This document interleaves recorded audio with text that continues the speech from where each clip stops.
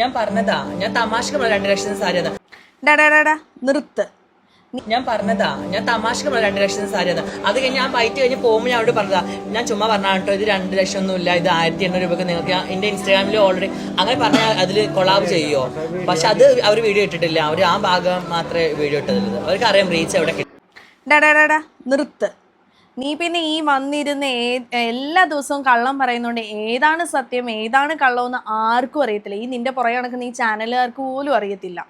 നീ തന്നെയല്ലേ പറഞ്ഞത് ആ ചാനലിന്റെ മുമ്പിൽ ഇരുന്ന് ഇത് 2 ലക്ഷം രൂപയുടെ സാരിയാണെന്ന്? ഞാൻ അതൊന്ന് കാണിച്ചേക്കാം വീഡിയോ. 2 ലക്ഷം രൂപ, 2 ലക്ഷം.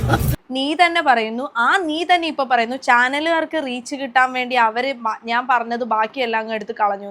അങ്ങനെ കളഞ്ഞിട്ടുണ്ടായിരുന്നെങ്കിൽ നിനക്ക് പിറ്റേ ദിവസം തന്നെ ഇരുന്ന് വന്ന് പറയാറുന്നല്ലോ, ഞാൻ ഇത് കൊളാബ് വഴി എടുത്ത സാരിയാണ്, നിങ്ങളെ തെറ്റിദ്ധരിപ്പിക്കുകയാണെന്ന്. എന്തുകൊണ്ട് നീ പറഞ്ഞില്ല? എന്നിട്ട് ഇപ്പൊ വന്ന് കിടന്നങ്ങ് ഉരുളു. അതിൽ അങ്ങോട്ട് താഴോട്ട് ഇറങ്ങി കിടന്നങ്ങ് ഉരുളു നീ അതിൻ്റെ അകത്ത് കിടന്ന്. പിന്നെ ഈ കള്ളങ്ങൾ എത്രയും പടച്ചു വിടുമ്പോൾ നിനക്ക് തന്നെ അറിയാം. നിനക്ക് കള്ളം പറയാൻ അറിഞ്ഞൂടെങ്കിൽ എന്തിനാണ് ഈ കള്ളം പറയാൻ പോകുന്നത്? നാണമില്ലേ ജാസി നിനക്ക്? ഇത് തന്നെയല്ലേ പണി?